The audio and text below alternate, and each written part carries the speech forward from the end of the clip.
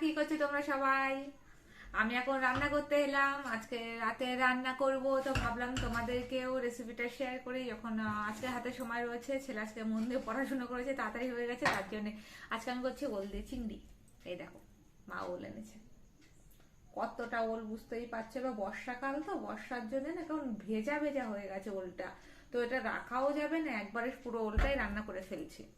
তো ওল দিয়ে চিংড়ি দিয়ে, আর এই যে আলু নিয়েছি, এগুলো আমি প্রথমে কেটে নেবো। এগুলোকে এরকম সাইজের করে করছি, এই যে দেখতে পাচ্ছ, এই যে এরকম সাইজে আলুগুলো আমি সেম ভাবে কাটবো।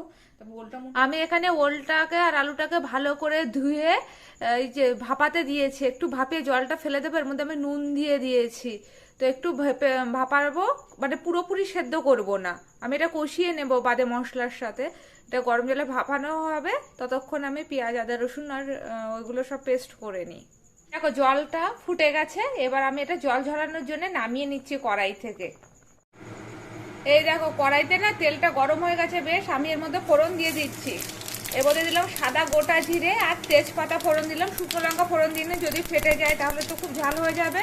আর ওল জাতীয় জিনিসে এমনিতে গরম মশলা ঝাল হবে বলে আমি দিলাম না, ছেলের খেতে অসুবিধা হবে। দেখো ফোড়নটা ভালোভাবে হবে, তার মধ্যে আমি পেঁয়াজ আদা রসুনটা পেস্ট দিয়ে, আর ওর মধ্যে টমেটোও দিয়েছি, কাশ্মীরি লঙ্কার গুঁড়ো আর ধনে গুঁড়ো জিরে গুঁড়ো সব শুদ্ধ দিয়ে পেস্ট করেছি। তো পেস্ট করে আমি এর মধ্যে এবার মশলাটা কষিয়ে দেবো। কেউ এসছে, দেখি কে এলো আবার।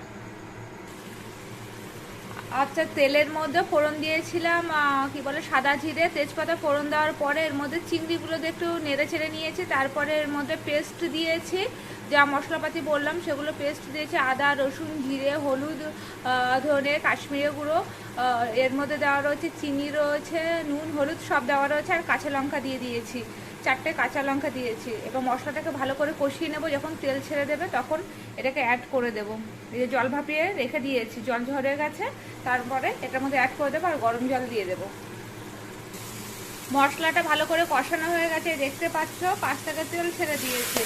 এবার আমি এর মধ্যে ওলটা আর আলুটা দিয়ে দিচ্ছি, আর এই পাশে আমি গরম জল বসিয়ে দিয়েছি, এর মধ্যে দেবো বলতে, তাহলে রান্নাটা কালারও ভালো হয় আর তাড়াতাড়ি ফুটেও যাবে, তাড়াতাড়ি রান্নাটাও হয়ে যাবে। এবার এটাকে ভালো করে আমি কষে নিচ্ছি, ভালো করে কষে আমি গরম জলটা যখন ভালো করে ফুটে যাবে তখন আমি এর মধ্যে গরম জলটা ঢেলে চাপা দিয়ে দেবো। খানিকক্ষণের মধ্যেই হয়ে যাবে, আলু আর ওলটা ভাপানো আছে তো, তাই খানিকক্ষণের মধ্যেই রান্নাটা হয়ে যাবে। আর লাস্টে একটু ঘি আর গরম মশলা দিয়ে নামালে তো ভীষণ ভালো গন্ধ হয়, আর খেতেও খুব ভালো হয়। আর দেখতেই পাচ্ছ তরকারিটা বেশ অনেকটা পরিমাণেই হয়েছে, কারণ ওলটা মা অনেকটাই নিয়ে এসেছিলো, ওলটা রাখা গেল না বলেই আজকে সব রান্না করতে হচ্ছে। আমি ভালো করে এবার মশলাটা ওলের সাথে কষিয়ে নিই। আমি জল দিয়ে দিয়েছি, দেখো এই পরিমাণ জল দিয়েছি, দিয়ে এবার আমি একটা থালা দিয়ে এটা চাপা দিয়ে দিচ্ছি। এই যে ভালো করে চাপা দিয়ে দিচ্ছি, ফুটে যাওয়ার পর খানিকক্ষণ বাদে চাপাটা খুললে দেখবো হয়ে গেছে রান্নাটা। তরকারিটা ওইদিকে হচ্ছে, আর এদিকে আমার আটা মেখে রুটির জন্য রেডি করা হয়ে গেছে। তরকারিটা হলে আমি রুটিটা করা শুরু করে দেবো। পাকুমে দুধটাও গরম করা বসিয়ে দিয়েছি, আর এটা চাপা খুলে দিয়েছি। ঝোলটা একটু কমাবো, খুব বেশি কমাবো না, কারণ ওলে কিন্তু বেশ ঝোল টেনে নেয়, তাই বেশি শুকনো শুকনো হলে রুটি দিয়ে খেতে অসুবিধা হয়ে যাবে, তাই আমি বেশি এটা কমাবো না ঝোলটা। এই দেখো তরকারিটা দেখতে এরকম হয়েছে, আর এটা ঝোলটা কিন্তু অনেকটাই টেনে নেবে ওলে। পাকুমের খাবারটা এই ঠান্ডা করতে দিয়ে দিয়েছি, আর রুটি এই যে এবার আমি রুটি করবো, চাটু বসিয়ে দিয়েছি। চাটুটা গরম হলে রুটিটা ঝটপট করে নেব। এই যে রুটিটা আমি করছি, ঝটপট করে রুটি করছি, দেখো একসাথে 6টা করে রুটি ছেঁকে নিচ্ছি, তাহলে দেখবে তাড়াতাড়ি হয়ে যাবে। সবার খিদে পেয়ে গেছে, এখন ঝটপট করে রুটি আর তরকারি সবাই খেতে বসে যাবে।